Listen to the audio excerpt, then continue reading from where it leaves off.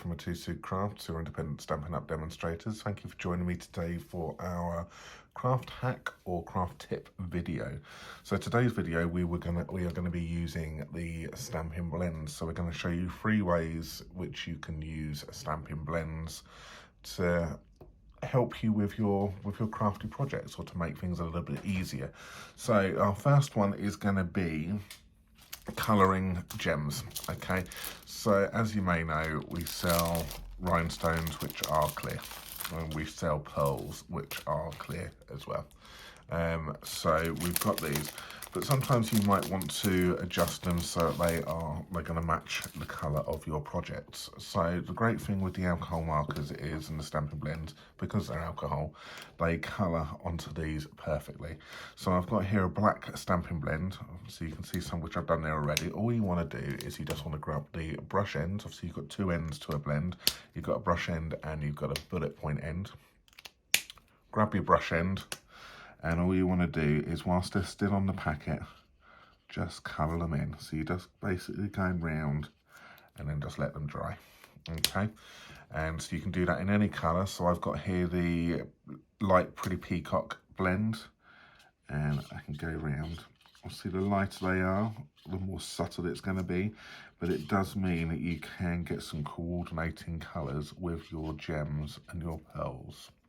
Okay, so that's craft hack number 1. All right, so just let those dry a little bit, and then they'll be able to take a minute or 2, or not even that. So, but I would just give them a little bit of time just to dry up, and then they will be ready to use.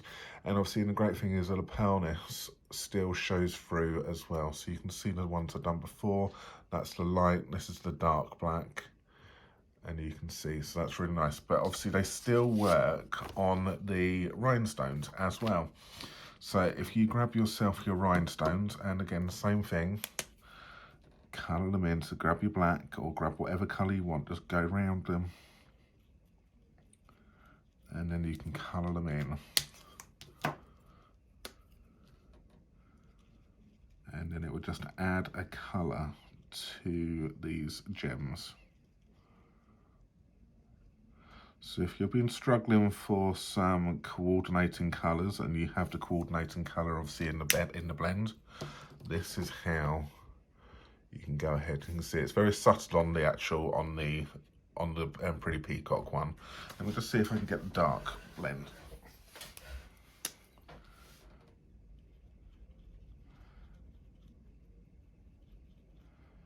It's a little bit darker there, that's it. So obviously some of your colours will be stronger than others. Others will, there you go, you can see the difference on that one there quite nicely.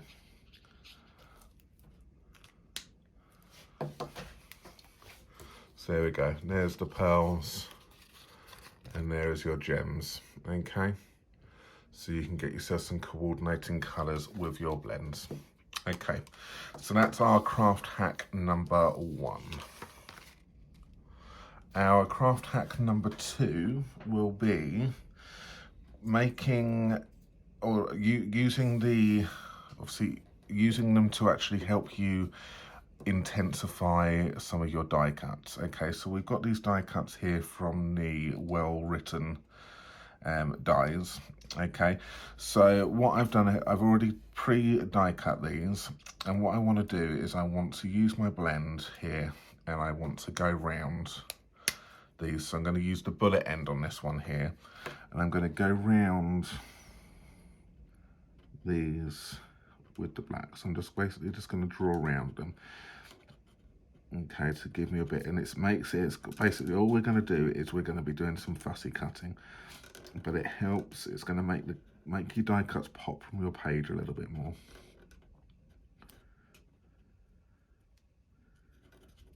And you're just using this as a guide. It will all make sense in a second. So this is for easy fussy cutting, and to make your letters and your wording pop from your page a little bit more.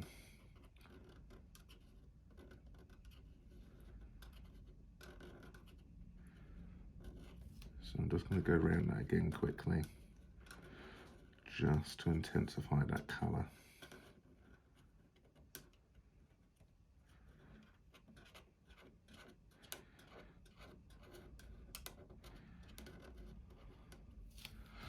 then colour all the inside in as well.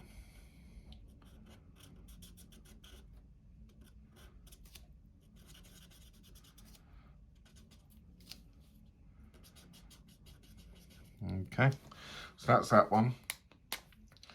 And then I'm going to do the same also on the other one here. So I'm going to show you two ways of doing this.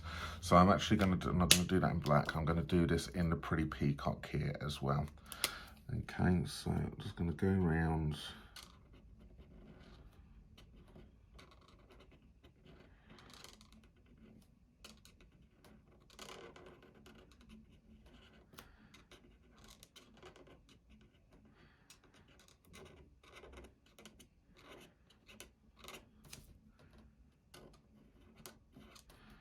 So basically all I've done is I have die cut this, stuck it onto a bed of Whisper White. So I've got these die cuts here already, and I've stuck it down onto a piece of Whisper White. I've let that just set up just for a little while, just so that it just is good and stuck. Because as you're going around with your blend, you don't want the die cut to move because the glue is a little bit wet. So just give it a minute or two just to get stuck.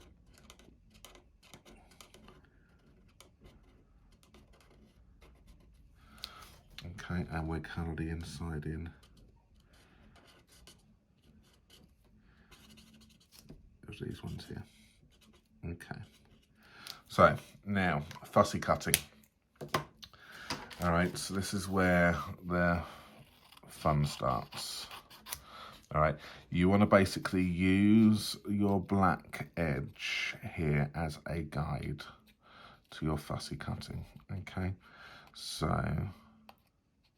you want to start off and you're going round. So it will make it a little bit easier because you're not trying to get right up to the die cut. You're just going around the black edge. You can just follow that line. And then for any white bits, I'll just do this bottom part. For any white bits which you can still see, you can just go back over with your black blend or whatever colour blend you're using. So, for example, you can see there I've got some white bits, so I'm just going to grab my blend and I'll just colour those back in. Okay. So I'll do one which I've already come back and prepared. So I've already prepped some of this. Okay, and you can see what I've done as well is I've got it so it's in white, and I'll show you what I've done with that one in a second. So I'm just going to continue on with this die cutting, this fussy cutting even.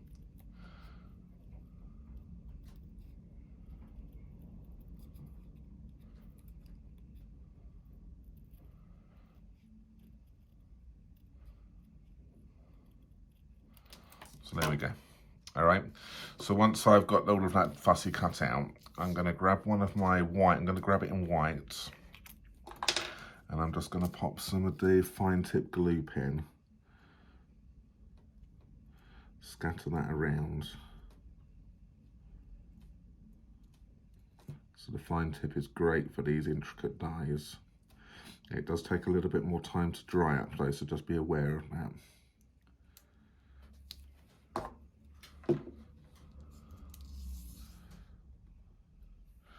And then I can then stick that over the top of it. Okay, so that's how I turn a black die cut into a white one. Now the reason I did it that way, because if I stuck it down with white first, and then I coloured around with a black blend, or whatever colour blend I was using, and then I'm going to run the problem of interference. So I'm going to end up colouring the white or the coloured die cut.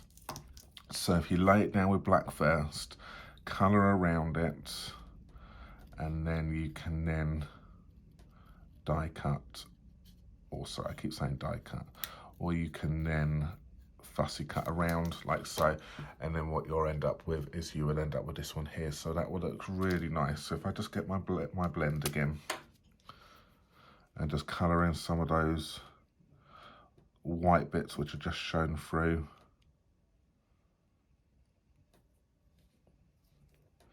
And it's just one way of making your sentiment pop from your card. Just that little bit more, and using your blends as rather than colouring a whole project in, using it to make it pop just that little bit more. So the same thing goes with the colour. You want to stick it down, colour around it, fussy cut it out, and here's one I did earlier on. Obviously I've done it in the lovely lipstick, so then that will then make your sentiments pop just a little bit more. So we'll bring that up and bring that in closer to you. There you go. How great is that? So it's another way of using your blends to help you make them pop just that little bit more. Our third hack with the Stampin Blend is going to be using, well, it's going to be linked with the Stampin Dimensionals. So, see, foam pads and Stampin Dimensionals are clear. So their backing papers are clear. So which makes it very tricky to sometimes see them. When they're on a project and you've got lots of these on a project, it can be a little bit harder for you to actually see it. Sorry, the reason my hand's going across is a cat has just decided to, Tommy has just decided to join me on the table, and he's edging his way in. So I'm just moving some stuff out of the way so he doesn't knock it over. You're going to see it, he's going to sneak in ever so gently right here. Are you saying hello, Tommy?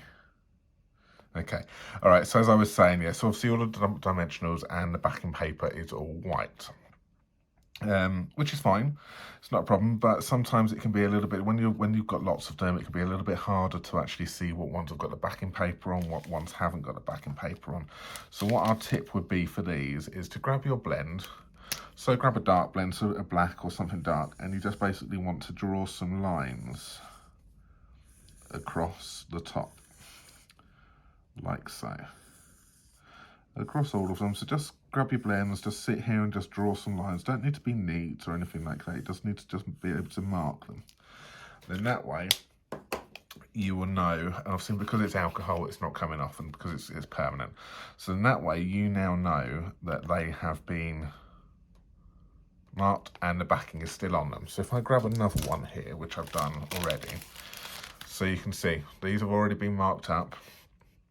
They've already been used, so I can quite easily see how many is left on my packet and the backings which is left. Can you see this here? Cheeky. I'm going to take your pick tool.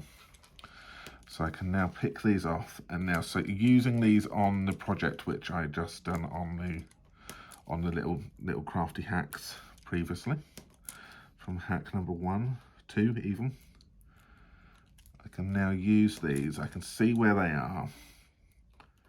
So I'm going to use a few on here because I don't want it to sag in places. So as you can see, it was easy for me to identify what ones had been, where they were. And now on the backing here, it's now easy for me to see what ones I haven't taken the backing off. So, excuse me, Tommy. Anyone else got animals? All right, so we will now take the backing off of this here. So you can, it's a lot easier to see. So if I just scatter around, it's now a lot easier to see what ones I have taken the backing off. So at a glance on that one there, I can see that these two have come off, this one here has come off, and this one here has come off, and I've still got to remove those ones there with the black lines on them. So when you've got lots on your project, it's a great, especially for large projects. Obviously I've gone a little bit overkill just on this tiny little piece here, and I know I wouldn't usually normally use this amount, but I wanted to just show you what it was. And Tommy's cat here has now gone across it. So I've used a punch. I'm now going to stick this onto a bit of Whisper White. I've also used my blends as a splatting technique. So I've got this, and I can do it quickly. Grab your blend and I'll splat it around. Then that way it's going to add a little bit of interest to the back, like so. And then what I will then do is I will then stick that onto there. So I can also use, if I wanted to, I can use my gems, which I had from earlier on, which have also been colour coordinated with the same colour. I haven't got a pretty peacock pearl, so I'm now going to just take off my pretty peacock pearl, and I'm just going to stick you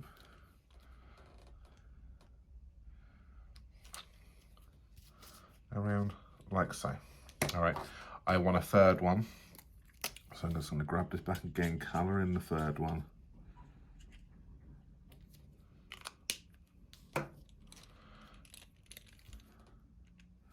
Pick that up and pop you down like so.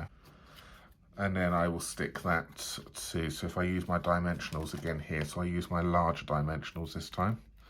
So I grab my pick,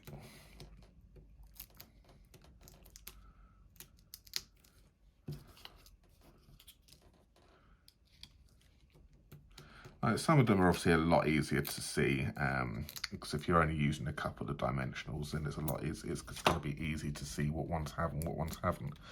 But like I say, the more you use, the easier it's going to be for you. And then that can then sit in like so. And that's it. So there we have used up the die cuts, the fussy cutting, the gems, and that there has been 3 ways of using your Stampin Blends. Okay, thank you guys.